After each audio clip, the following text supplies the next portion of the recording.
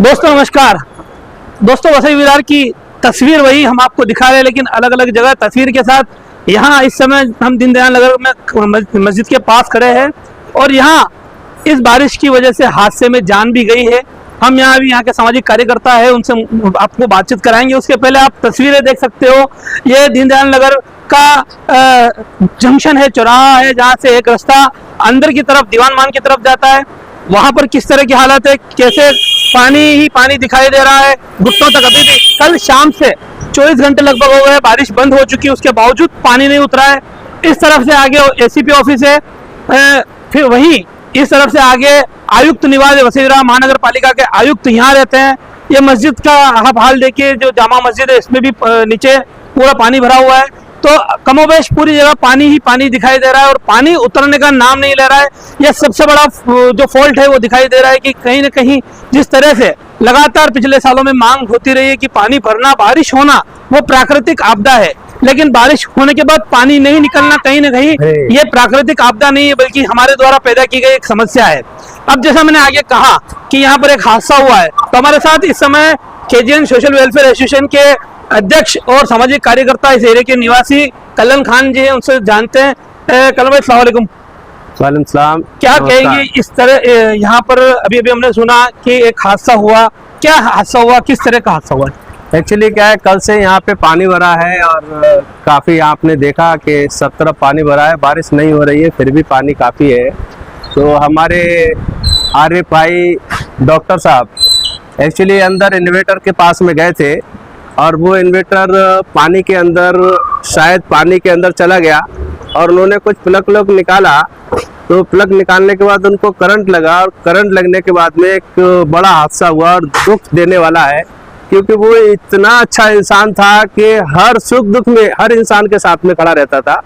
लेकिन कब की बात है, कब की घटना? ये कल लगभग 4:30-5 बजे की घटना है। तो 7 बजे के टाइम में हमारे अब्दुल भाई मैकेनिक हैं, उन्होंने अंदर से जाके वो हाथ से इन्वर्टर का प्लग निकाला और सब लोगों ने मिलके, मैक्सिमम काफ़ी लोग थे यहाँ पे, सब ने मिलके उस बॉडी को बाहर निकाला। और आज भी इतना दुख हो रहा है, आज उनको दफनाया सब लोगों ने जाके। लेकिन बहुत दुख की बात है कि इतना अच्छा इंसान हमारे हाथ से चला गया। आज भी उतना ही पानी भरा हुआ है और पानी भरने के बाद पावर सप्लाई आया है। अभी पावर सप्लाई आने से ऐसे और भी हादसे होने की पूरी संभावना है। पावर सप्लाई भी जरूरी है, क्योंकि बिना पावर के अंधेरे में रहना भी दुश्वार की है। इस तरह के पानी में जीव जंतुओं का आना भी स्वाभाविक है, जीव जंतु भी आखिरकार आ ही जाते हैं। तो ऐसे में लोगों को किस तरह की समस्या हो रही है और इसकी क्या उपाय योजना करनी चाहिए थी, वो अब तक नहीं हुई। क्योंकि मसला ऐसा है कि यहाँ ये जो आप सब जानते हैं कि यहाँ पे काफ़ी पानी भरा हुआ है और महानगर पालिका की लापरवाही से ये हुआ है। क्या होता है, अगर बारिश रहता है तो हम भी समझते हैं कि पानी है और पानी भरा हुआ है, लेकिन बारिश ना होने के बावजूद भी आप देख रहे हैं कि ये पूरा पानी भरा है। मेरा केजीएन सोशल वेलफेयर एसोसिएशन का ऑफिस था, वहाँ भी 1 फीट पानी भरा हुआ था। लेकिन और लोग जो ग्राउंड फ्लोर में रहते हैं उन लोग को काफ़ी खाने पीने की और दिक्कतें इतनी आ रही हैं, लेटने बैठने की। और परेशानी ये है कि आज दूसरा दिन होने के बावजूद भी पानी हिल नहीं रहा है। एक सवाल आपसे, आपका नाम? खालिद भाई, एक सवाल आपसे ये है कि आप जब हम चर्चा कर रहे थे, आप बता रहे थे कि वो हादसा जो डॉक्टर आरिफ का हुआ, उसके अलावा भी और कहीं पे हादसा हुआ है, शॉर्ट सर्किट हुआ है, क्या मामला? अभी पास में ये आइसक्रीम की दुकान है, इसके यहाँ पे अभी दोपहर में ही इसका भी शॉर्ट सर्किट हुआ है और बैटरी की वजह से इन्वर्टर जो चल रहा था तो इन्वर्टर थोड़ा गर्म हो गया करके बैटरी ब्लास्ट हो गई इसमें। तो उस पर भी अभी कोई नहीं था, कोई हादसा नहीं था। तो आप लोग आए, फायर ब्रिगेड को भी बुलाया गया था, फायर ब्रिगेड भी आए थे और सब मोहल्ले के सब लोगों ने मिलके वो दुकान खोल के वो बैटरी को बाहर डिस्कनेक्ट करके वो हादसा, बड़ा हादसा होने से रोक ली। अभी एक तरफ महानगर पालिका के लोग बाहर की तरफ जेसीबी लगाकर और पंप लगाकर और पानी निकालने की कोशिश कर रहे हैं, लेकिन उसके बावजूद जिस तरह से पानी भरा हुआ है, ऐसा लगता नहीं कि बहुत जल्दी ये पानी उतरेगा।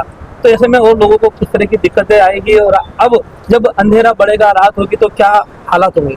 बहुत बदतर हालत हो गई, क्योंकि जैसे ग्राउंड फ्लोर की हालत है, अपने हर बिल्डिंग के जो भी ग्राउंड फ्लोर पे फैमिलीज रहती है उनको टेरिस पे इंतजाम किया गया है, लेकिन उनका खाना पीना, पानी नहीं मिल रहा है, दूध नहीं मिल रहा है बंद के कारण।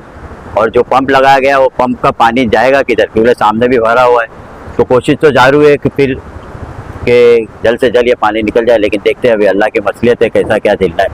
खान भाई 2018 में ऐसी सिचुएशन हुई थी, उसके बाद बीच के सालों में बारिश नहीं हुई और अभी 2025 7 साल बाद में फिर ऐसी सिचुएशन हुई।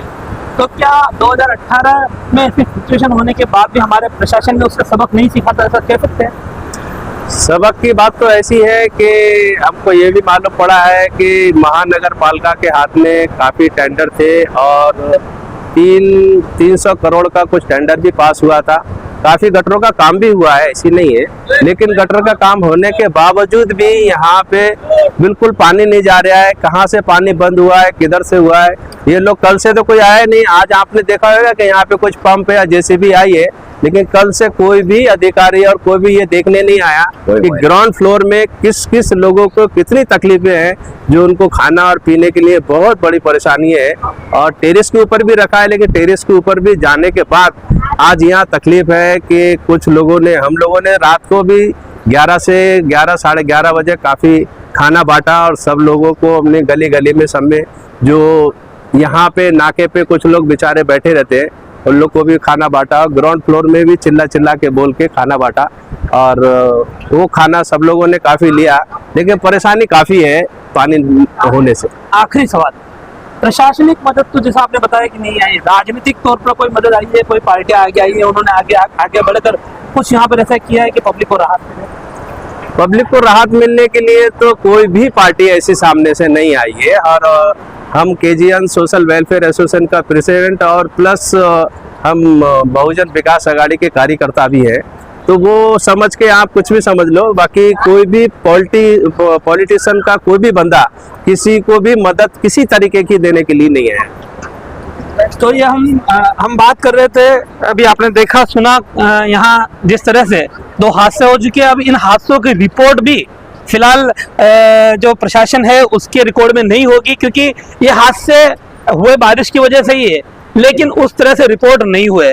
तो कहीं ना कहीं इस बारिश की वजह से, क्योंकि ये तो हम शहरी क्षेत्र में है और जहाँ पहुँच पा रहे हैं वहाँ के हालात है, जहाँ पहुँच पाना मुश्किल है और जहाँ जो काफ़ी ग्रामीण एरिया है वहाँ के क्या हालात होंगे, ये एक अंदाज़ा लगाने से ही रूह कांप जाती है।